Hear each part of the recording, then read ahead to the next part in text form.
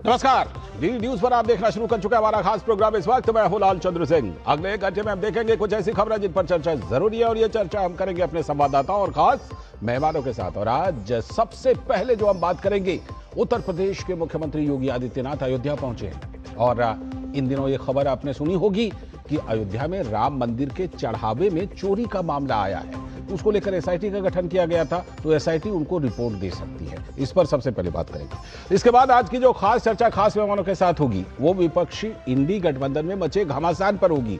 अलग अलग पार्टियों के अंदर घमासान मचा हुआ है, एक दूसरे के साथ भी घमासान मचा हुआ है। 8 जून को हालांकि एक बैठक की गई थी इंडी गठबंधन की, लेकिन उसमें कुछ एक मत होने के बजाय जो उनके अंदर के अंतर विरोध है वो ज्यादा सामने आ रहा है। और पार्टियों में तो टूटने का सिलसिला जारी है ही। पहले टीएमसी, फिर उद्धव ठाकरे की पार्टी और अब चर्चा तो सपा की भी है। इस पर करेंगे चर्चा खास मेहमानों के साथ। और इसके बाद बात करेंगे कि नीट का जो री एग्जाम होना है 21 जून को, उसको लेकर के सरकार ने, एनटीए ने बहुत ही जबरदस्त तैयारी की है। फुल प्रूफ सिक्योरिटी का इंतजाम किया गया है। और एनटीए के जो अध्यक्ष हैं उन्होंने इस चीज को नकारा है कि किसी भी तरह का पेपर लीक वगैरह का कहीं पर भी आप सोशल मीडिया में जो चर्चा सुन रहे हैं बिल्कुल झूठा है। इस पर करेंगे बात, होंगे तमाम सवाल जवाब। लेकिन सबसे पहले इस वक्त की हेडलाइंस।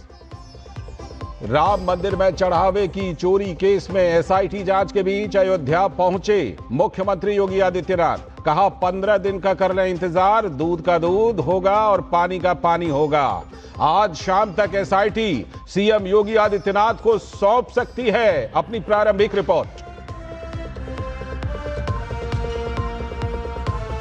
महाराष्ट्र में फिर सुलगी सियासत। शिवसेना के स्थापना दिवस पर आमने सामने आएंगे उद्धव और शिंदे गुट। रैली के जरिए शक्ति प्रदर्शन की तैयारी, बागियों पर भी सभी की नजर। टेलीग्राम पर जारी रहेगा अस्थायी बैन। दिल्ली हाईकोर्ट का बैन हटाने से साफ इनकार। 21 जून को होने वाले नीट पेपर के चलते सरकार ने टेलीग्राम को किया था बैन। दिल्ली में आज प्रधानमंत्री विकसित भारत रोजगार योजना के कार्यक्रम में शामिल होंगे पीएम। पर लगभग 2400 करोड़ रुपए की प्रोत्साहन राशि कर रहे हैं वितरित। और योग दिवस से पहले देश भर में जोरदार तैयारियां। कहीं योग मैराथन तो कहीं पदयात्रा। बड़े बड़े नेता और दिग्गज हस्तियां बता रहे हैं योग के फायदे।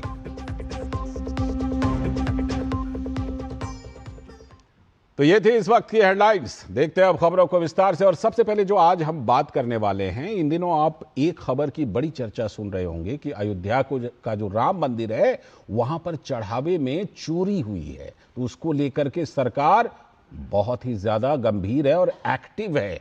आज अयोध्या में मुख्यमंत्री योगी आदित्यनाथ भी पहुंचे। पहले पूरी रिपोर्ट आपको दिखाते हैं।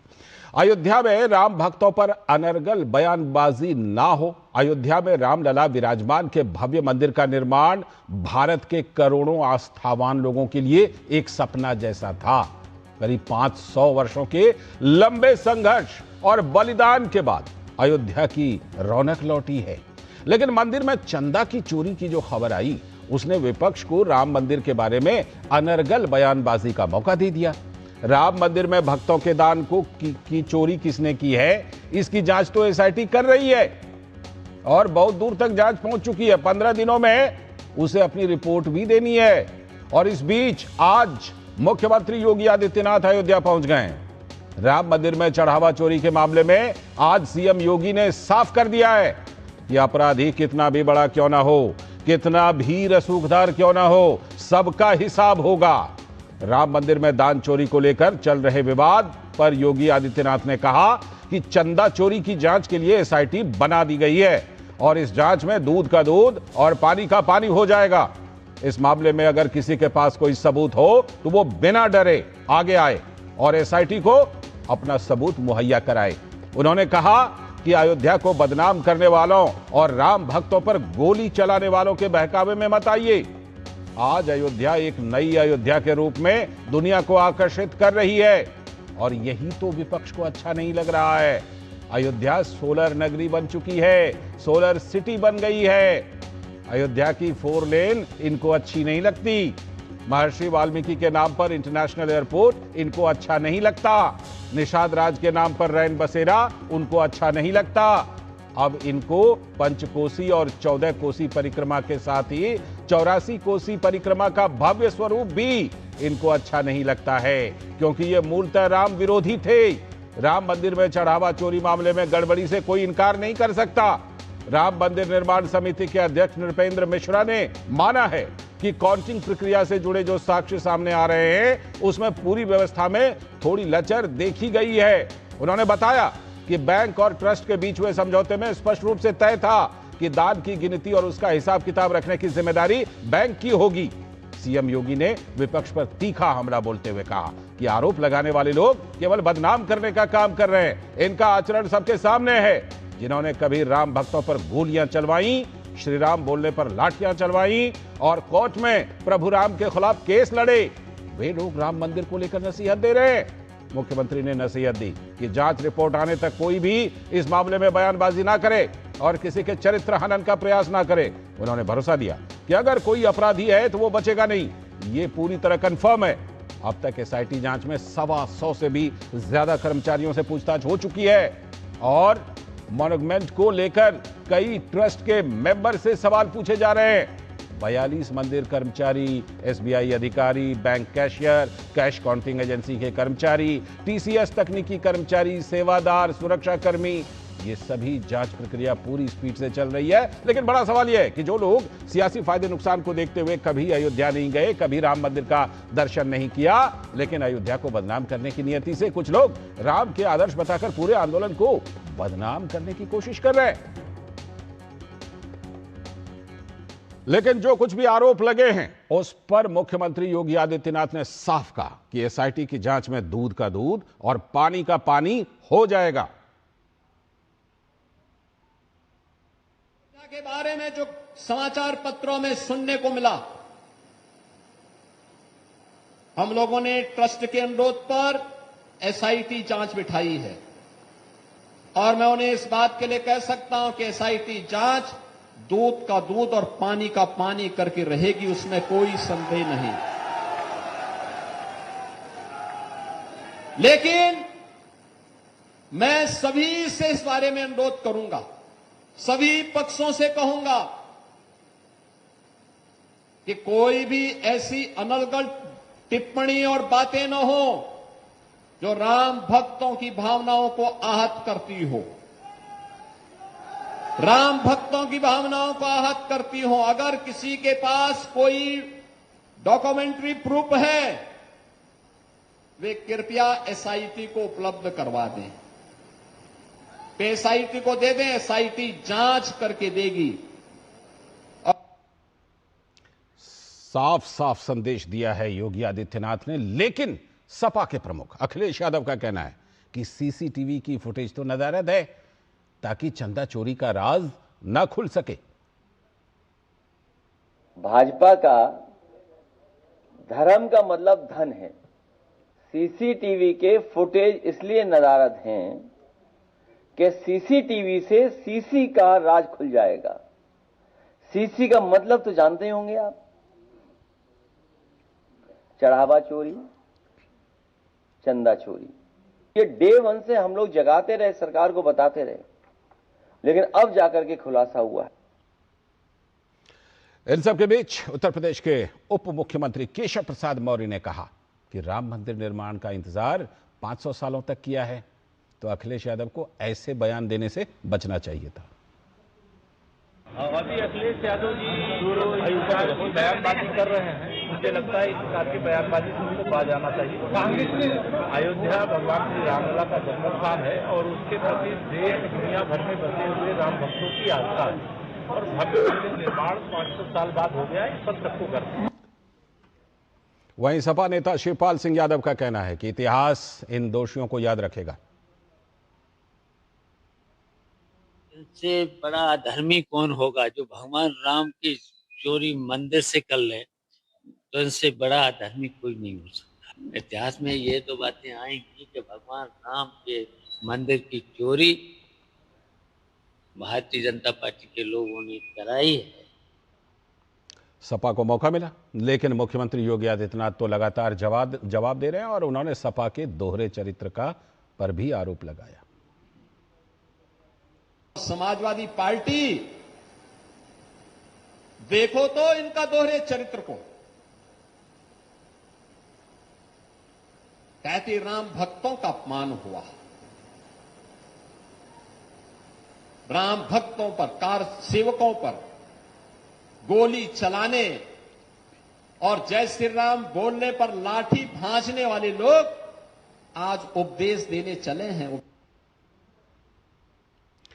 लेकिन इसको लेकर जिस तरह से मुख्यमंत्री योगी आदित्यनाथ आज पहुंचे हैं, हालांकि सपा मामला छोड़ना नहीं चाह रही, सीधे जुड़ते हैं। विकास सिंह हमारे संवाददाता जुड़ चुके हैं और साथ में हमारे सलाहकार संपादक विनोद मिश्र जी भी जुड़े हुए हैं। पहले मैं अपने संवाददाता विकास सिंह के पास चलता हूं। विकास, जिस तरह से आज मुख्यमंत्री योगी आदित्यनाथ अयोध्या पहुंचे हैं, एसआईटी उनको रिपोर्ट सौंप सकती है, क्या कुछ इस दौरे के दौरान जो मुख्यमंत्री योगी आदित्यनाथ की बहुत सारी बातें तो हमने सुनवाई, लेकिन इस मौके पर मुख्यमंत्री योगी आदित्यनाथ ने और क्या कुछ विशेष रूप से कहा है? क्योंकि देखिए, ये जो घटना है निश्चित तौर पर करोड़ों श्रद्धालु जो हैं उनको निश्चित तौर पर इस घटना से धक्का तो लगा है। विकास जी बिल्कुल, ये जो कथित चंदा चोरी का मामला है, इस पूरे मामले में जैसे ही ये प्रकाश में आया, ट्रस्ट की तरफ से अनुरोध किया गया और इस पर एसआईटी बना दी। एसआईटी बनाते ही मुख्यमंत्री योगी आदित्यनाथ ने यह निर्देश दिया था कि जो भी इस मामले में दोषी हो कार्रवाई की जाए। और लगातार जब से एसआईटी आई है अयोध्या, यहाँ पर आज 5वां दिन है, लगातार वो पूछताछ जारी है। 100 से ज्यादा लोगों से अब तक पूछताछ की गई है। वो पूछताछ की गई ट्रस्ट के मेंबर से, वहां पर सुरक्षा में तैनात लोगों से, जो वहां पर जो चंदे के बॉक्स होते हैं उनका आवागमन किस तरीके से होता है, उन सभी लोगों से पूछताछ की गई है। साथ साथ सीसीटीवी फुटेज खंगाली गई है और सीसीटीवी फुटेज को फॉरेंसिक जांच के लिए भेजा गया है, ताकि अगर उनमें कोई छेड़छाड़ की गई हो तो उस चीज का भी पता लगाया जा सके। और जब लोगों से बातचीत पूछताछ की गई तो कल चौथे दिन भी यहाँ पर पूछताछ जारी रही। जो अनिल मिश्रा थे वो आंख का ऑपरेशन करवाने गए थे, तो 3 दिन उनसे पूछताछ नहीं हुई, चौथे दिन उनसे पूछताछ हुई है। और पूछताछ करने के बाद क्रॉस क्वेश्चनिंग भी की गई। जिसने जो तथ्य बताया उसको सत्यता मानने के लिए दूसरे से भी पूछा गया, बात कैसे क्या है। तो एसआईटी पूरी गहनता से इसकी जांच कर रही है, चाहे वो टिन्नू यादव हो, चाहे वो लवकुश मिश्रा हो, या तमाम जुड़े हुए उससे लोग हों या बैंक कर्मी हों जो साथ में रहते हैं, तो वहां पे जांच कर रही है। दूसरी, मुख्यमंत्री योगी आदित्यनाथ ने कहा कि सबसे बड़ी बात यह है कि जो लोग आज तक राम की नगरी को अछूत मानते थे, राम के अस्तित्व पे ही सवाल उठाते थे, यह वही कांग्रेस है जिसने सुप्रीम कोर्ट में हलफनामा दाखिल करके राम को काल्पनिक तक कहा था। और लगातार जब सुनवाई हो रही थी इस मामले की पैरवी और टल जाए, इसके लिए काफी प्रयास किया था उनकी तरफ से। वहीं समाजवादी पार्टी, जिन्होंने राम भक्तों पर गोलियां चली और राम का नाम लेने वालों को लाठियां बरसाई जाती थी, साथ साथ जब प्रभु श्री राम का मंदिर बना और सरकार की तरफ से प्रस्ताव किया गया कि सभी विधायक चले और दर्शन करने के लिए आए, लेकिन सपा मुखिया ने मना किया अपने विधायकों को कि आप वहां नहीं जाएंगे, जिसके कारण उनकी पार्टी में बगावत भी हुई और आज वह लोग समाजवादी पार्टी छोड़ चुके हैं। तो ये पूरे चीजें हैं। यहाँ पर कांग्रेस के बड़े नेता जो इस समय हैं वो अयोध्या आते थे, लेकिन प्रभु श्री राम की जन्मस्थली आज तक कभी नहीं गए। उनको वो जो है 2 किलोमीटर का सफर आज तक पूरा नहीं कर पाए। तो ये बड़ी बात है कि इन लोगों ने राम को अपने आप से दूर रखा था हमेशा। राजनीतिक रूप से अयोध्या नगरी अछूती रही, विकास कार्यों से भी, और यहाँ कभी भी यहाँ के विकास कार्य हो, यहाँ पर तमाम सारी राम मंदिर हो, उसमें कभी लगाव नहीं रहा। लेकिन अब जबकि सपा ने अयोध्या के साथ किया है, जो किया है वो हम सब जानते हैं विकास, और इसीलिए मुख्यमंत्री योगी आदित्यनाथ हमलावर हैं कि कम से कम आपको तो बोलने का अधिकार नहीं है। आपने गोलियां चलवाई थी, आपने अयोध्या में राम भक्तों पर लाठियां चलवाई थी, आपको तो कम से कम बोलने का अधिकार नहीं है। ये बात सच है। लेकिन विनोद जी, ये बात सच होते हुए भी ये जो चढ़ावा चोरी, चंदा चोरी वाला मामला आया है विनोद जी, इसको अपराध क्या, इसको तो पाप कहना चाहिए, क्योंकि इससे करोड़ों आस्थावान लोगों को धक्का तो लगा है। लेकिन अब सरकार जिस तरह से इस पर एसआईटी गठित करके जांच करवा रही है, इससे भरोसा पैदा होता है विनोद जी।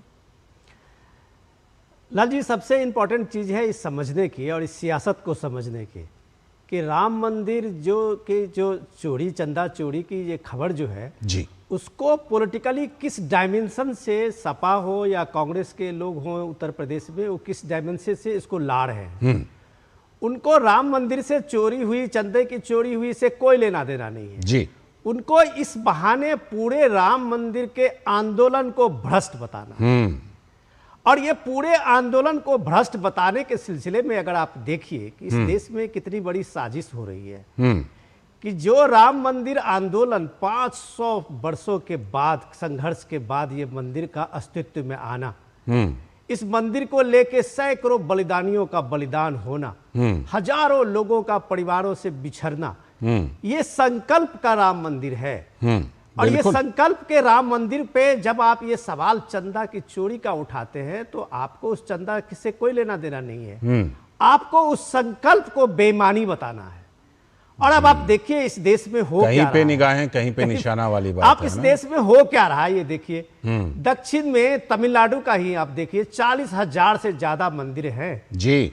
और वो मंदिर वैभवशाली मंदिर हैं भारत के शौर्य और भारत के सनातन परंपरा की। उसके लाखों टन सोना बेच दिए गए, उसी सरकारों ने बेच दिए, जिनका पूरा का पूरा वो ट्रस्ट का मैनेजमेंट रहता है। कभी आपने कभी खबर में देखी इस चीज को? पुरी के जगन्नाथ के खाना में कितना, पुरी के जगन्नाथ जी का क्या था क्या नहीं था, कभी उसको आपने कभी खबर में बनते हुए देखा? लेकिन राम मंदिर में इन 1 साल के बीच में जितनी चोरी हुई या नहीं हुई, कितनी हुई कितने नहीं हुई, लेकिन आप 200 करोड़ का एक बनाते हैं, कोई 300 करोड़ बताता है। ये चीजें जो काल्पनिकता से एक गढ़ी जा रही है फ्रेम में, वो सीधे सीधे ये है कि आप राम मंदिर के पूरे आंदोलन को, राम भक्तों को और इस पूरे अयोध्या की जो परंपरा और विरासत को, इसको आप एक तरह से बेईमान बता रहे हैं। आज आप इस बात को देखिए, जो योगी आदित्यनाथ उस मंदिर में पहुंचे हैं और एसआईटी का आज एक प्राइमरी रिपोर्ट आना था जो उनको दिया गया है जी। 15 दिन के अंदर में फाइनल रिपोर्ट आएगी। सवाल है कि 47 लोग इसमें लगते थे, जो बॉक्स के खोल के उसको पैसा इकट्ठा करना और बैंक तक पहुंचाने में 45-47 लोग लगते थे। अब सवाल तो इंपॉर्टेंट ये चीज जरूर इसमें है कि अब 45 लोग में बैंक के एम्प्लॉय भी थे, टीसीएस के जो कर्मचारी थे जिनको ये सारी करने के लिए दिया गया था वो भी थे, उसमें जो वहां के सेवादार थे उनकी भी भूमिका होती थी। तो ये क्या पूरा का पूरा 47 लोगों के बीच में ये कौन ऐसे लोग थे और किस तरह के, मान लीजिए 500 रुपए का गड्डी बनाता है, गड्डी अपने पॉकेट में रख लिया। जी जी बिल्कुल। तो ये मैनेजमेंट की कमी नृपेंद्र मिश्रा बताते हैं। हाँ, ये चूक तो है। जो एक चेकिंग थी उसकी व्यवस्था में कमी है। सीसीटीवी फुटेज मात्र 40 दिन के लिए सुरक्षित होता है। अब सीसीटीवी फुटेज 1 साल का तो मिलेगा नहीं। तो अब इन सब चीजों का बहाना बना के इसको आप केस बना रहे हैं, केस पर केस बना रहे हैं। तो कम से कम जो आज योगी आदित्यनाथ बता रहे थे वो बात सुननी चाहिए कि 15 दिन के एसआईटी का तो कम से कम आपको परीक्षा, कम से कम आपको इंतजार करना चाहिए कि एसआईटी ने क्या रिपोर्ट। बिल्कुल बिल्कुल। विकास, विनोद जी ने एक बात बिल्कुल सही कही। इतने दक्षिण के राज्यों में गड़बड़ियों के मामले आए मंदिरों में, कभी किसी को देखा आपने टिप्पणी करते हुए? हाँ, ये जितने भी समाजवादी पार्टी या जो भी नेता हैं, इन्होंने कभी उस चीज पर टिप्पणी नहीं की। राम मंदिर पे अगर ये घटना हुई है, अपराध हुआ है, पाप हुआ है, इस पर इसको बड़ा इशू बनाने की कोशिश सपा की, ये तो निश्चित तौर पर लोग जो राम भक्त हैं वो पूछेंगे, श्रद्धावान पूछेंगे कि इसको एकदम चुनिंदा तौर पर आप टारगेट क्यों कर रहे हैं, क्यों इस पर निशाना लगा रहे हैं? ये चर्चा तो होगी वहां पर। विकास जी बिल्कुल, हम अयोध्या में ही हैं। आज मुख्यमंत्री योगी आदित्यनाथ यहाँ पहुंचे हैं, यहाँ पर कई कार्यक्रमों में भाग लेंगे और अयोध्या के जो नगरवासी हैं वो भी इस बात को कह रहे हैं कि इस पूरे मामले पर अगर किसी ने कोई गलत किया है, चंदा चोरी जैसे कृत्य किए हैं, उन सभी लोगों को सख्त कार्रवाई उनके ऊपर मुख्यमंत्री योगी आदित्यनाथ ने जो भरोसा दिलाया है उनको भी भरोसा है। और सबसे बड़ी बात, समाजवादी पार्टी जो कह रही है इस चंदा चोरी के मामले में जो बार बार उठा रही है, उसका सीधा टारगेट राष्ट्रवाद, राष्ट्र प्रेम और भगवान श्री राम पर यही चीज विनोद जी डिकोड कर रहे थे। 500 सालों में कभी नहीं हुआ आज तक, वह इन्होंने करके दिखाया। बिल्कुल। अयोध्या के विकास को करके दिखाया। प्रभु श्री राम को जिस तरीके वैकुंठ की नगरी से ज्यादा अयोध्या प्यारी थी, उस तरीके के काम करके दिखाए, एक विकास का मॉडल उन्होंने बनाया। तो समाजवादी पार्टी उस मॉडल पर प्रहार करना चाहती है जबरदस्ती। बिल्कुल। लेकिन मुख्यमंत्री योगी आदित्यनाथ साफ कह रहे हैं कि अगर किसी ने दोषी है उसके ऊपर कार्रवाई होगी। आज के कार्यक्रम में चंपत राय को भी उनके दौरे से दूर रखा गया है। बिल्कुल, शुक्रिया। फिलहाल शुक्रिया। आगे इस मामले में जो प्रोग्रेस होगा, जो प्रगति होगी, विकास, उस पर हम लोग बात करते रहेंगे, क्योंकि सरकार जिस तरह से गंभीर है, जिस तरह से एसआईटी बना दी गई है और उसकी रिपोर्ट जो है, जिस तरह से सरकार जो है उसका इंतजार कर रही है, और हो सकता है उसकी प्राथमिक रिपोर्ट आज ही मुख्यमंत्री योगी आदित्यनाथ को एसआईटी सौंप सकती है, और 15 दिनों का तो बिल्कुल समय दिया गया। फिलहाल वक्त है एक ब्रेक का, और ब्रेक के बाद जब लौटेंगे तो करेंगे आज की खास चर्चा। आज की खास चर्चा जो होगी वो भी कहीं ना कहीं इसी से आके जुड़ती है। सपा मुद्दों की तलाश में है। क्यों? क्योंकि विपक्ष में संकट है, सपा में भी और पूरे इंडी गठबंधन में टूट का संकट तो है ही, आपसी फूट का भी संकट है। इसी पर आज खास चर्चा करेंगे अपने खास मेहमानों के साथ, लेकिन छोटे से ब्रेक के बाद।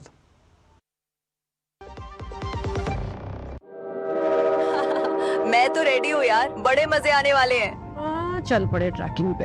अरे आंटी, हम कोई ट्रैकिंग पे नहीं, दर्शन करने जा रहे हैं। ये है नया भारत, जागा हुआ भारत, विरासतों से और जुड़ा हुआ भारत, गुलामी की मानसिकता से मुक्त भारत। जहाँ जहाँ जाते हैं सुविधाएं वहाँ पहले ही पहुँच गई होती हैं। 12 साल आस्था के, 12 साल विश्वास के, विकास के, जन कल्याण के। पता है, लोग अक्सर मुझसे पूछते हैं कॉल सेंटर का स्टेडी जॉब क्यों छोड़ा। I wanted more out of life, बस मैंने अपना स्टार्टअप शुरू किया। जानना चाहोगे कैसे? Then start up your own business as an LIC agent. यहाँ सब कुछ है, great products, zero investment, leading organisation and unlimited opportunities. तो क्या आप तैयार है LIC एजेंट बनो? अब बड़ा सोचो। हमारी वेबसाइट पर जाएं या अपनी नजदीकी LIC शाखा से संपर्क करें। मेरी पसंद, मेरी पसंद, मेरी पसंद, मेरी पसंद, हमारी पसंद, हम सबकी पसंद। मजबूत देश का मजबूत सरिया हो गया स्टील। जरा सी हंसी दुलार, जरा सा जरा सी अनबन प्यार, जरा सा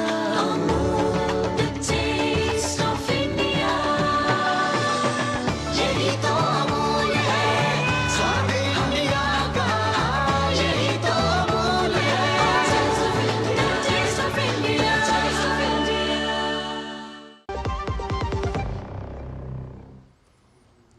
स्वागत है ब्रेक के बाद। आप देख रहे हैं DD न्यूज पर इस वक्त, और जैसा ब्रेक पर जाने से पहले बताया, आज की बड़ी चर्चा, खास चर्चा हम करने वाले हैं कि जो इंडी गठबंधन, विपक्षी गठबंधन है, उसमें किस तरह से आपसी टूट फूट और कितना बड़ा संकट है, और ये संकट किस तरफ ले जाएगा इसको। पहले पूरी रिपोर्ट दिखाते हैं।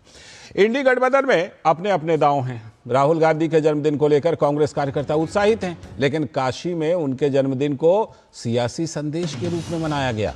कांग्रेस नेता राहुल गांधी के जन्मदिन पर प्रधानमंत्री नरेंद्र मोदी ने भी उनको जन्मदिन की बधाई दी, लेकिन वाराणसी में कांग्रेस कार्यकर्ताओं ने भगवान के रूप में राहुल गांधी को अवतारी पुरुष बताने की कोशिश की।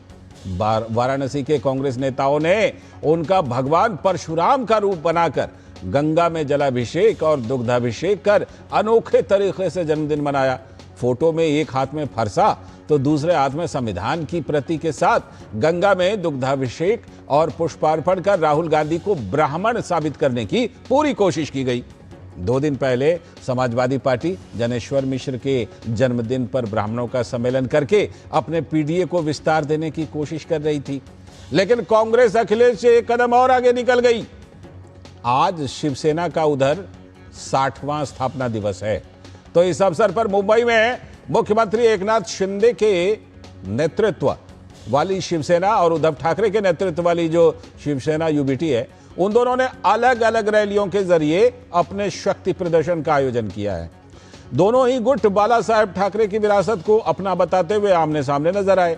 हाल ही में हुए राजनीतिक घटनाक्रम के अनुसार शिवसेना UBT के 6 बागी सांसदों ने लोकसभा स्पीकर ओम बिरला को एक पत्र सौंपकर अपना अलग गुट बना लिया है। उनका आरोप है कि वो संजय राउत के कांग्रेस में विलय के प्रस्ताव को पूरी तरह से नकार रहे हैं।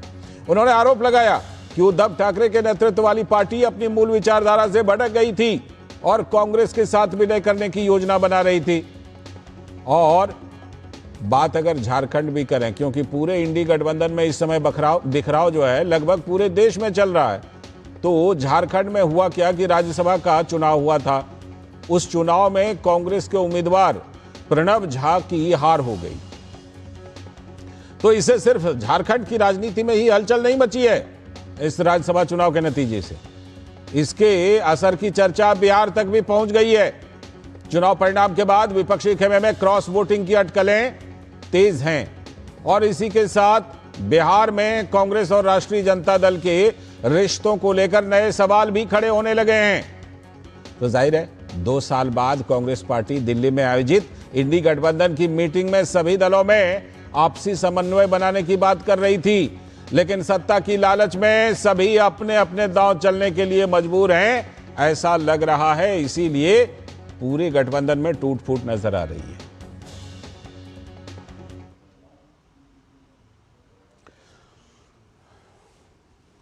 तो हम आपको प्रतिक्रिया दिखाते हैं जिसमें राहुल गांधी को परशुराम के रूप में पेश किया गया था।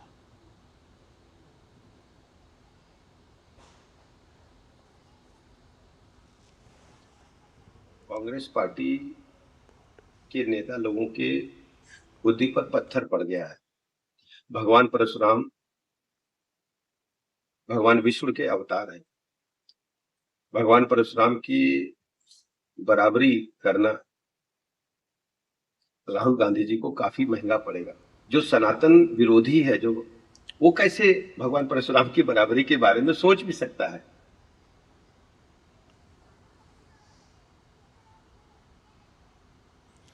ये उत्तर प्रदेश के उप मुख्यमंत्री ब्रजेश पाठक, उनकी प्रतिक्रिया आप सुन रहे थे। उन्होंने जिस तरह से कांग्रेस के लोगों ने, कांग्रेस के नेताओं ने राहुल गांधी को ब्राह्मण के रूप में फरसा दे करके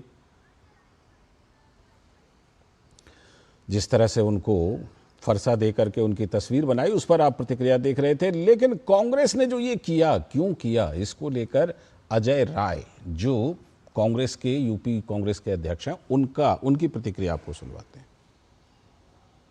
देखिए, हमारे कार्यकर्ताओं ने उनको सम्मान दिया। वो जहां भी अत्याचार अन्याय हो रहा है वो एक सेवक के रूप में, परशुराम के रूप में, और तमाम आप देख सकते हैं जहां भी अत्याचार अन्याय है वहां वो खड़े हैं फरसा लेकर, संविधान लेकर, और के कार्यकर्ताओं के साथ खड़ा है। लेकिन इन सब के बीच जो कुछ कोशिशें हो रही हैं उसमें देखिए पूरे इंडी गठबंधन में किस तरह से टूट फूट की खबर है। और अभी सबसे ज्यादा चर्चा उद्धव गुट के सांसदों की टूट की है। तो इस पर शिवसेना उद्धव गुट के नेता संजय राउत का आरोप है कि ये सब बिके हुए हैं। बिके हुए लोग हैं, ये पैसे के पीछे वो लोग पागल हो गए हैं। उनको ना कोई निष्ठा है, ना लॉयल्टी है। गांजा पीते हैं, नशा करते हैं और इस प्रकार की बातें करते हैं। 60 साल शिवसेना को हो गए। ये बहुत लंबा सफ़र है और बहुत ही संघर्षपूर्ण सफ़र है। हर मोड़ पर हमें संघर्ष करना पड़ा है। कितने बार हमारे पीठ पर घाव हमने झेले। आगे से कोई घाव नहीं करेगा, हिम्मत नहीं होगी। जो घाव हुए हमारे पीठ पर हो गए, कल तक हो रहे हैं, आगे भी हो गए, लेकिन हम आगे जाएंगे। महाराष्ट्र में और केंद्र में हमारी सत्ता आएगी, तब हम उनको दिखाएंगे क्या है। धमकी दे रहे हैं, गाली गलौज भी कर रहे हैं, गांजा पीने की बात कर, पता नहीं क्या क्या। संजय राउत ऐसे ही बोलते हैं। बहरहाल जो एकनाथ शिंदे गुट है उसमें मिलिंद देवड़ा उनके नेता, उन्होंने इस पूरे मामले पर प्रतिक्रिया दी, क्योंकि ये जो शिवसेना यूबीटी के सांसद हैं इनके टूट करके एकनाथ शिंदे गुट में जाने की चर्चा है। सुनिए।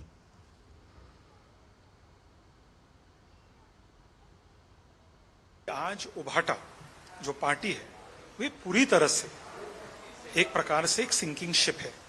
सांसदों से लेकर आम कार्यकर्ताओं को उस पार्टी के नेतृत्व में विश्वास नहीं है, उस पार्टी के नेताओं में विश्वास नहीं है, जिनका मानसिक संतुलन पूरी तरह से बिगड़ चुका है।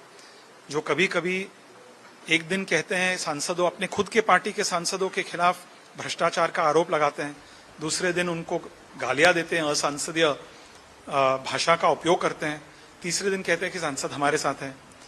तो ऐसे लोगों में, ऐसे नेतृत्व में इन सांसदों को, एमएलएस को, कॉरपोरेटर्स को, साधारण कार्यकर्ताओं को कोई विश्वास नहीं है। तो आप देख ही रहे हैं कि जो विपक्षी इंडी गठबंधन है उसमें बहुत सारी चीजें एक साथ चल रही हैं और टूट है, फूट है, आपस में कोशिश भी है, मुद्दों की तलाश भी है। आज इसी पर खास चर्चा, बड़ी चर्चा करेंगे। हमारे साथ विश्वास पाठक जी, भारतीय जनता पार्टी के प्रवक्ता, दुष्यंत नागर जी, राजनीतिक विश्लेषक और कांग्रेस के समर्थन में मजबूती से बात रखने वाले, विपक्ष के समर्थन में भी बड़ी मजबूती से रखते हैं।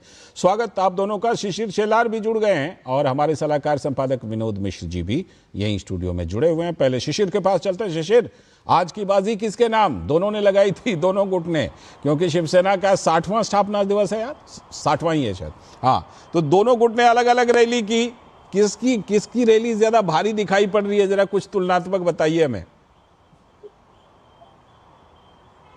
बिल्कुल, देखिए, हालांकि आज शिवसेना का 60वां वर्धापन दिन है और 60 सालों के बाद शिवसेना एक ऐसे मुहाने पर खड़ी है जहां पर उसने शुरुआत की थी, लेकिन उस वक्त का दौर था वो बाला साहब ठाकरे का था, जब वो नेतृत्व कर रहे थे और उस वक्त एक शिवसेना में आग थी। इस वक्त अगर देखा जाए तो शिवसेना जो है सत्ता में रहने के बाद जिस प्रकार से अब उनका ग्राफ जो है नीचे आ रहा है, ये चिंता का विषय है सभी जो शिवसैनिक है उनके लिए भी। इस वक्त आंकड़ों की सबसे पहले अगर बात करें तो आंकड़े इस वक्त जो है एकनाथ शिंदे शिवसेना पार्टी के पास दिखाई दे रहे हैं। सबसे ज्यादा एमएलए है, सबसे ज्यादा एमपीज है, और इतना नहीं बल्कि स्थानीय स्वराज संस्था की अगर बात करें तो वहां पर मतलब ग्राउंड लेवल पर भी जो है, चाहे वो हम बात करें ग्राम पंचायतों की बात करें या फिर जिस प्रकार से सरपंचों की बात करें, उसमें भी जो है वो एकनाथ शिंदे आगे है। तो ऐसे में जहां तक बात करें दिल्ली में प्रतिनिधित्व की, तो ऐसे में लोकसभा में शिवसेना यूपीटी का नेतृत्व अब सिमट कर 3 सीटों पर रह चुका है और खासदार जो कि राज्यसभा के है वो संजय राउत है, वो बचे हुए हैं। तो ऐसे में ये काफी कठिन स्थिति इस वक्त है। तो ऐसे में जिस प्रकार से आंकड़े अगर देखा जाए तो आंकड़े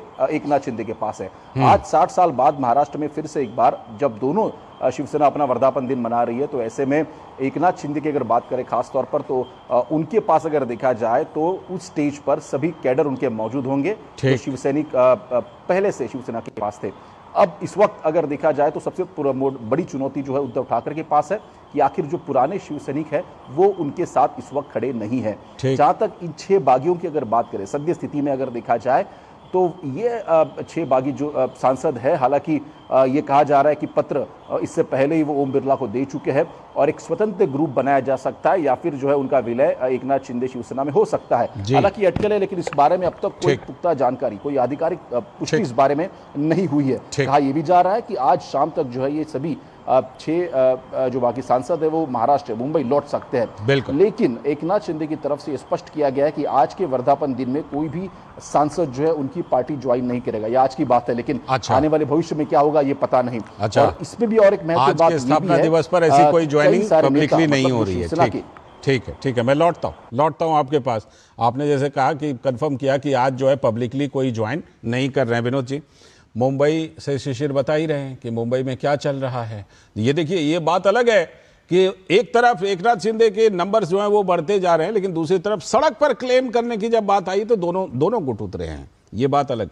लेकिन जिस तरह चाहे मुंबई ले लें या फिर उत्तर प्रदेश ले लें, वाराणसी में जो राहुल गांधी जी को फरसा और एक हाथ में संविधान लेकर के दिखाया गया, और उधर झारखंड में जो कुछ हुआ, ये सारी चीजें अगर मिला दें तो ये तो मानेंगे कि 8 जून के बाद से, 8 जून को बैठक हुई थी, लेकिन 8 जून से थोड़ा पीछे चलते हैं। 4 मई को जब पश्चिम बंगाल के नतीजे आए थे, उसके बाद से बड़ी हलचल दिखाई पड़ रही है विपक्षी इंडी गठबंधन में, अंदर में भी और आपस में भी। लाल जी, इंपॉर्टेंट ये है जो शिशिर अभी बता रहे थे, मैं उसी को आगे बढ़ाता हूँ कि बाला साहब ठाकरे की पार्टी स्थापना दिवस उनका 60वां है और बाला साहब का आदर्श, बाला साहब के विचार उस शिवसेना से गायब है। अब आप जो क्लेम कर रहे हैं असली शिवसेना के मामले में, तो आज की तारीख में असली शिवसेना जो है वो एकनाथ शिंदे की पार्टी है, जिसमें एकनाथ शिंदे को ही बाला साहब के वो निशान भी मिला हुआ है और वो झंडा भी मिला हुआ है। और अब आप देखिए कि उनके पुत्र हैं उद्धव ठाकरे, वो क्लेम करते हैं कि हम असली शिवसेना हैं। लेकिन असली शिवसेना का जो आदर्श था, असली शिवसेना की जो विचारधारा थी हिंदुत्व की, जिसकी लड़ाई बाला साहब ठाकरे ने वहां मुंबई में लड़ाई शुरू की और पूरे महाराष्ट्र तक शिवाजी को और उनके हिंदुत्व को, हिंदू स्वराज को लेके उन्होंने अपना एक अलग नैरेटिव दिया। बिल्कुल। आज वो पूरे नैरेटिव ही आज उद्धव ठाकरे के उस पार्टी से गायब है। तो आप अगर विचारधारा छोड़ देंगे तो जो बागी विधायक है, वो सांसद हैं, वो ये बात कह रहे हैं कि भाई अगर हम मुझे कांग्रेस में ही शामिल होना है, जो संजय राउत का प्रपोजल था कि सारी छोटियां पार्टी हैं उनको अब कांग्रेस पार्टी में शामिल कर देना चाहिए और एनसीपी के जो नेता शरद पवार हैं उनके नेतृत्व में एक पूरा एक गठबंधन बनना चाहिए, कांग्रेस बनना चाहिए। तो मतलब ये सारे जूनियर पार्टनर होंगे और शरद पवार को अध्यक्ष बनाया जाएगा। तो ये बात कितना वहां के कार्यकर्ता हो, विधायक हो, उनके सांसद हो, कैसे डाइजेस्ट कर पाएगा। दूसरी बात, जब आप देखते हैं कि ये सारे गठबंधन के ही आपस में खींचतान है, ठीक, ये सारे जो आपके सामने में दिख रहे हैं वो गठबंधन के खींचतान के ही दिख रहे हैं जी। अभी आप जो यूपी की चर्चा कर रहे थे, परसों 2 दिन से सपा ने एक माहौल बनाया था ब्राह्मण को लेके और ब्राह्मण के मंच तैयार किया जनेश्वर मिश्रा के उस प्रोग्राम में, और लगा कि सारे ब्राह्मण जो है यूपी के इस बार सपा की तरफ जा रहे हैं। ये बात कांग्रेस में, बीजेपी ने इसको लेके कोई प्रयास नहीं किया है, लेकिन कांग्रेस में आज आप देखिए कि अजय राय वाराणसी में ईएम के उस कंस्टिट्यूएंसी से आप वहां पे शुरू करते हैं कि राहुल गांधी देश का, एक तरह से आप मान लीजिए कि वो परशुराम के अवतार हैं, जिनके हाथ में एक हाथ में फरसा है, एक हाथ में संविधान है। तो सवाल ये है कि ये आखिर दो सबके गठबंधन में चल क्या रहा है। जो आरजेडी का आप देखिए अभी क्रॉस वोटिंग करके वहां बीजेपी समर्थित जो का है एमपी वहां बने हैं, तो परिमल जी को बनाया है। तो अब आप उसमें देख लीजिए एक सीधे सीधे कि आरजेडी कह रही है कांग्रेस को कि अपने गिरेबान में झांकिए। इन सारी चीजों के बाद अगर आप कहते हैं कि हम इंडिया गठबंधन है, तो मानना पड़ेगा कि गठबंधन को कहने के लिए भी आपको एक बड़ा साहस चाहिए। बिल्कुल साहस चाहिए, क्योंकि वो कहीं जुड़ा हुआ नजर आता नहीं है। आज पहले विश्वास पाठक जी के पास जाऊंगा, फिर दुष्यंत नागर जी के पास। विश्वास पाठक जी, आपसे सवाल ये कि जो चर्चा है कि शिवसेना यूबीटी जो है उनके सांसद टूट करके आ रहे हैं एकनाथ शिंदे जी की तरफ में, आप एकनाथ शिंदे जी को क्यों मजबूत कर रहे हैं? आपका अगर इसमें सहयोग, कहीं कोई हाथ, कोई संलिप्तता आपकी अगर है, आप एकनाथ शिंदे जी को क्यों मजबूत कर रहे हैं महाराष्ट्र में? इसमें हमारा कोई हाथ नहीं है, हमारा सहयोग दीजिए। अच्छा, अगर करना ही था तो डायरेक्ट हम हमारे पास ले सकते थे। हाँ, वही मैं कह रहा हूँ। शुरुआत 2019 में शुरू हो गई, जब शिवसेना और भारतीय जनता पार्टी को मैंडेट मिला, सरकार यहाँ पे बनना तय था, लेकिन उद्धव ठाकरे ने पेट पे खंजीर खोपा और खंजीर खोपने के बाद में कांग्रेस के साथ गए। बाला साहब ठाकरे की जो हिंदुत्व था उससे वो दूर चले गए। उसके बाद वीर सावरकर जी के जो विचार थे उससे दूर चले गए। कांग्रेस के साथ जाकर वो अलग अलग प्रकार की हरकतें करने लगे और फिर वो राम मंदिर रो, हर चीज से जाने के बाद में वहां के जो सांसद थे, विधायक थे, पार्षद थे, सब लोग बड़े दुखी थे जी कि भाई आप कर क्या रहे हो। और ये इसके ऊपर पूरा जो काम करते हमारे संजय राउत जी, वो पूरा अपने घर को घर भेदी बन गए और शिवसेना को खत्म करने का उन्होंने पूरा लगता था कि बेड़ा उछल गया। इसमें बात ऐसी हो गई कि 2022 में उनके 40 विधायक निकल गए, एकनाथ शिंदे के साथ चले गए। उसके बाद में असली शिवसेना कौन है, उद्धव बाला ठाकरे की है या एकनाथ शिंदे की है, वो कायदे से भी तय हो गया। उसके बाद में जब 2014 के असेंबली के इलेक्शंस हो गए, उसमें भी उसका शिक्कामोर्तब हो गया कि असली शिवसेना एकनाथ शिंदे के साथ में है। अब बच्चे कुचे जो वहां के विधायक है और वहां के जो सांसद है, उन्होंने देखा कि ये पार्टी में चल क्या रहा है। ठीक है, यहाँ पे संजय राउत अनाउंस करते हैं ठीक कि ये सब कांग्रेस विश्वास जी यहीं पर एक चर्चा ये है कि जो 20 विधायक हैं, अगर वो भी टूटते हैं, 15-16 का नाम आ रहा है, तो उसको एकनाथ शिंदे वाले में जाने देंगे या खुद बीजेपी में लेंगे? कहा कि विधायक वही महाराष्ट्र यूबीटी, शिवसेना यूबीटी वाले, उनको अभी ये सांसदता है कि हमारा प्रोस्पेक्ट क्या है। हाँ, कि हम कांग्रेस के साथ मिल लेते हैं, शरद पवार के साथ मिल लेते हैं, और जो उद्धव ठाकरे का नेतृत्व है वो तो पूरा शून्य है, घर में बैठ के पार्टी चलाते, लोगों को मिलते नहीं है। इसलिए जो बड़े अच्छी तरह से चुन कर आए थे, उन्होंने सोचा कि हम क्यों ना एकनाथ शिंदे के पास चले जाएं। ठीक है, दोनों शिवसेना के बीच का मामला भारतीय जनता पार्टी को उससे लेना देना नहीं है। ठीक है, अब दुष्यंत नागर जी, जो हम देख रहे हैं मुंबई से लेकर के वाराणसी होते हुए झारखंड तक पहुंची है, रांची तक, हाँ, रांची में हार जाते हैं प्रणब झा जी। और यहाँ वाराणसी में जो कोशिशें हैं वो हम देख रहे हैं। क्या ऐसी कोशिशों से बात बन जाएगी? कोशिशें दो स्तर पर होंगी दुष्यंत नागर सर। एक तो अपनी इंटरनल गड़बड़ियों को दूर करने ताकि झारखंड जैसे राज्यों में इस तरह से राज्यसभा सीट ना हारें, ये कोई पहली घटना है नहीं। दूसरी बात ये कि अपने सहयोगी दलों के साथ, सहयोगी दल भी मजबूत रहे, उनके साथ आपका संबंध भी मजबूत हो। ऐसा कुछ होता हुआ दिख नहीं रहा है दुष्यंत नागर जी।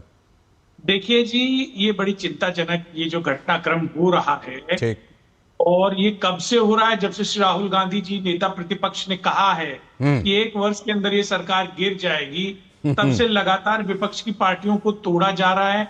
आदरणीय संजय राउत जी बता चुके हैं कि कितने धन का प्रलोभन सांसदों को दिया गया है।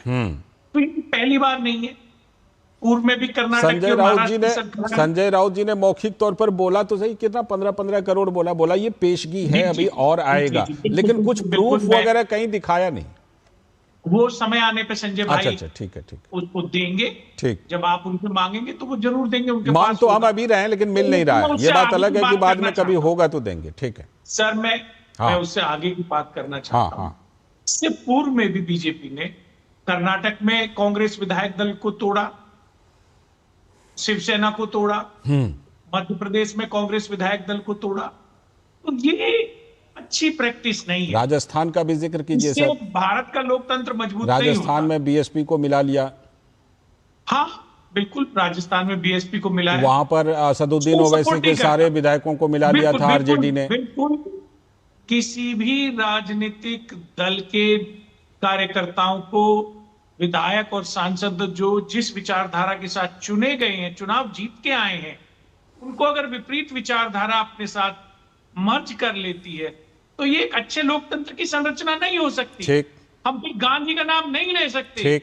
ये बापू के सिद्धांत नहीं है, ये अंबेडकर जी का संविधान नहीं है। हमारे माननीय प्रधानमंत्री जी बार बार अंबेडकर साहब की बात करते हैं, गांधी जी की बात करते हैं, नैतिक मूल्यों की बात करते हैं। नहीं, गांधी सरनेम वालों ने पार्टी तोड़ करके अलग पार्टी बना ली थी, कांग्रेस इंदिरा, कांग्रेस आई, ये भी याद रखिएगा। बहुत ज्यादा पुरानी बात नहीं। उस पार्टी को जनता ने मैंडेट दिया, किया बाद में, सरकार बनी, बाद में किया। और मैं बिल्कुल खुल के कहना चाहता हूं, जिस समय तोड़ा, गांधी ने जब राष्ट्रपति के चुनाव के लिए उन्होंने अंतरात्मा की आवाज का नारा दिया तो लोगों ने उन्हें वोट दिया। ये लोग भी इनका भी तर्क यही है कि अंतरात्मा की आवाज पर पाला बदल रहे हैं या जा रहे हैं। ये भी अंतरात्मा की बात कर रहे हैं सर। ये अंतरात्मा की आवाज पे जा रहे हैं साहब, कह रहे हैं जैसे आप कह रहे हैं उनके बारे में कि अंतरात्मा पर किया। अंतरात्मा की आवाज पे आ रहे हैं। ठीक है, विनोद जी कुछ कहना चाह बोल रहे हैं कि भैया नागर साहब, विनोद जी कुछ कहना चाह रहे हैं, सुन लीजिए। विनोद जी कुछ कह रहे हैं, सुन लीजिए। सर, मैं आपको बताना चाहता हूं, मेरी एक लाइन सुन लीजिए। विनोद जी को मैं इंगित करके कहना चाहता हूं, कह दीजिए। अगर ये अंतरात्मा की आवाज पे गए होते तो मध्य प्रदेश में मंत्री पद न लिया होता। कौन? मध्य प्रदेश में जब कांग्रेस के नेताओं को तोड़ के भाजपा ने सरकार बनाई, अल्पमत की सरकार थी, कांग्रेस के लोगों के जाने के बाद बहुमत में आई। अगर वो अंतरात्मा की आवाज में गए थे तो उन्होंने मंत्री पद क्यों लिए? अच्छा, आप ज्योतिरादित्य सिंधिया की तरफ ठीक है, ठीक है। नागर साहब, विनोद जी की बात सुनिए। विनोद जी की बात अब सुन लीजिए। कमजोर करने का ठीक है, विनोद जी की बात। नागर साहब, मैं अब अगर इस पे बोलूंगा, एक दौर वो भी था 4 साल में 41 स्टेट के जो मिनिस्टर थे, चीफ मिनिस्टर थे, उनको ड्रॉप किया गया। 41 राष्ट्रपति शासन की घटना हुई, 356 लगाकर। बिल्कुल, मैं अच्छा सुनिए तो सही। अरे सर सुन लीजिए, उसी 4 साल में आप देख लीजिए, मैं नाम नहीं लेता हूं कि आप लोग कहेंगे कि हर मुद्दे पे आप लोग नेहरू गांधी पे चले जाते हो। और उसी 4 साल में 1800 कह रहा हूं विधायक और सांसद जो थे उनका दल बदल कराया गया। वही 4 साल था। अब 4 साल में 1800 हुए, तब तो वो लोकतंत्र बहुत मजबूत था। जिस समय 41 सरकारें गिराई गई 4 साल में, तब तो वो लोकतंत्र बहुत मजबूत था। और जैसे अभी जो पार्टी के विचारधारा नहीं है, उस विचारधारा को छोड़ के अगर कोई सांसद, उनके विधायक, जो आपने टीएमसी को देखा, जो आप शिवसेना उद्धव ग्रुप के देखते हैं, अगर आपकी विचारधारा नहीं है पार्टी में, तो पार्टी आपकी टूटेगी ही। आप किस सीमेंट से जोड़ेंगे? बिल्कुल, यहाँ तो कोई प्रेसिडेंट रूल नहीं लगा, यहाँ तो कोई ऐसा नहीं दिया गया, तहत हो रहा है। तो कम से कम नागर साहब, कम से कम ये लोकतंत्र और संविधान की दुहाई मत दीजिए। इतिहास में ये सब कुछ दर्ज है, बड़े बड़े मामले दर्ज हैं, बड़े मामले दर्ज हैं। वो सब रिकॉर्ड टूटा नहीं है अभी तक, बड़े रिकॉर्ड बनाए गए थे उस समय।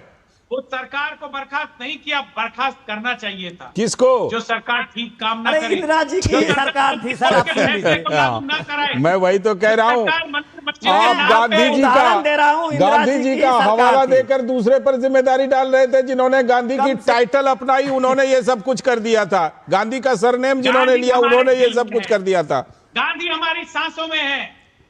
तो गांधी खाली सांसों में रहने से नहीं होता, गांधी के आदर्शों को मानना भी पड़ता है। सीधे बुद्ध हमारा जीवन है, गांधी हमारा जीवन है। विश्वास पाठक जी इस समय गांधी के नाम पे ठीक है। अब विश्वास पाठक जी को सुनिए। विश्वास पाठक जी जितने भी दल बदल हो रहे हैं, उसके लिए सीधे कहा जा रहा है कि विश्वास पाठक जी की पार्टी जिम्मेदार है। सीधे, भले कोई कहीं पे जाए आए। मुझे पता है कपिल सिब्बल कांग्रेस को छोड़ते हैं, कहा जाते हैं क्यों जाते हैं। गुलाम नबी आजाद कांग्रेस से छोड़ते हैं, कहा जाते क्यों जाते हैं। शिवसेना से इसके पहले राज ठाकरे निकल कर आए, वो क्या पैसे के लिए दल बदल किया? नारायण राणे आए। देखो, इस प्रकार की बातें करके भारतीय जनता पार्टी को आप बदनाम नहीं कर सकते हो।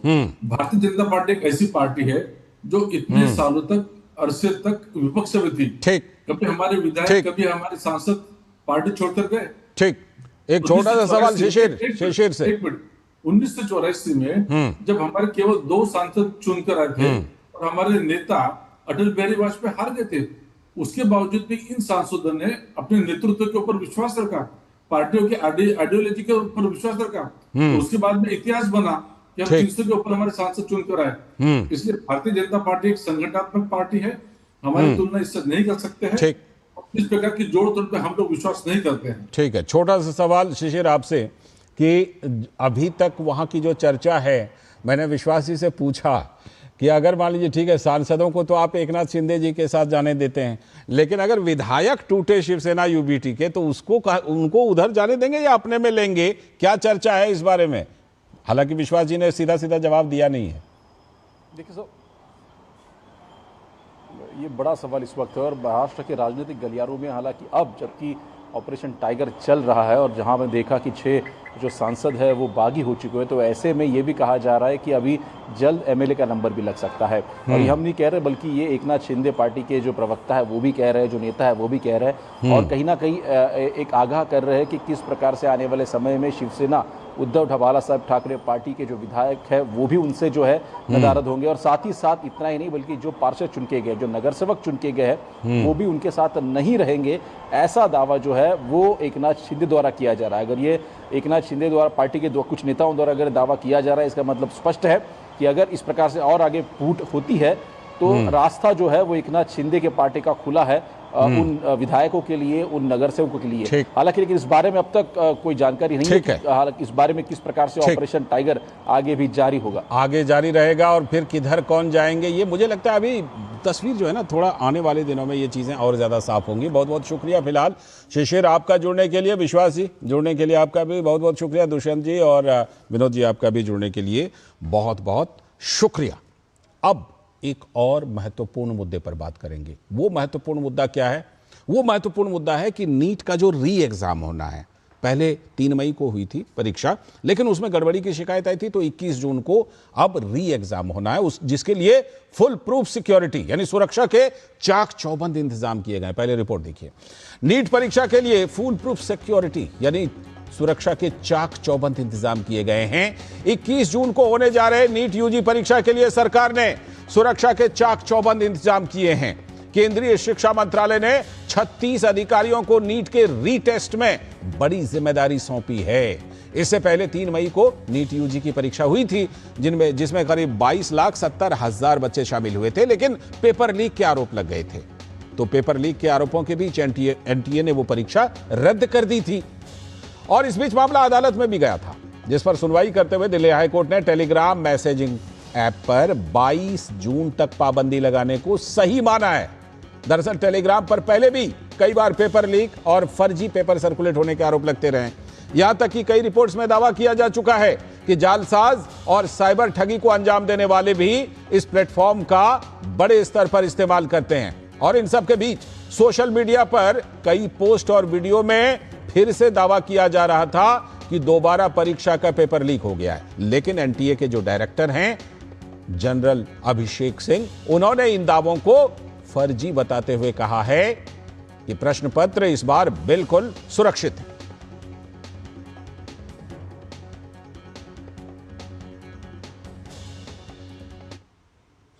अच्छा, ये जो नीट का री एग्जाम है, इसको सरकार ने बिल्कुल चुनौती के तौर पर लिया है और केंद्रीय शिक्षा मंत्री भूपेंद्र यादव लगातार इस पर लगे हुए हैं कि यह परीक्षा बिल्कुल सुरक्षित हो। उन्होंने कहा कि पारदर्शी और सुरक्षित नीट परीक्षा के संचालन के लिए सरकार ने हर संभव प्रयास किया है। इसकी मॉनिटरिंग कर रहे हैं, सरकार पूरी तरीके से संवेदनशील है। कल विद्यार्थी जो परीक्षा देने वाले हैं, हम उनको शुभकामनाएं देते हैं, विश्वास करते हैं कि वो सब अपनी परीक्षा में अच्छी योग्यता के साथ लगेंगे। छात्रों के लिए पारदर्शी, सुरक्षित, सम्मानपूर्वक, विश्वासपूर्वक परीक्षा पद्धति से अच्छी परीक्षा हो, इसके लिए हम सब लोग लगे हुए हैं, पूरी सरकार लगी हुई है और कल का परीक्षा के लिए मैं सबको शुभकामनाएं देता हूं। तो जैसा कि केंद्रीय शिक्षा मंत्री बता रहे थे, जो सुरक्षा है उसका बिल्कुल पुख्ता इंतजाम है। सरकार ने बिल्कुल फुल प्रूफ सिक्योरिटी ली है। हम डीडी न्यूज़ की तरफ से भी छात्रों से अपील करते हैं, पुरानी सारी बातों को बिल्कुल दिमाग से निकाल करके जाइए और बढ़िया से इस परीक्षा में शामिल होइए और सफलता प्राप्त कीजिए। इसके लिए अग्रिम तौर पर हम आपको शुभकामनाएं देते हैं। फिलहाल आज के इस वक्त में इतना ही। पूरी टीम को दीजिए अनुमति। नमस्कार।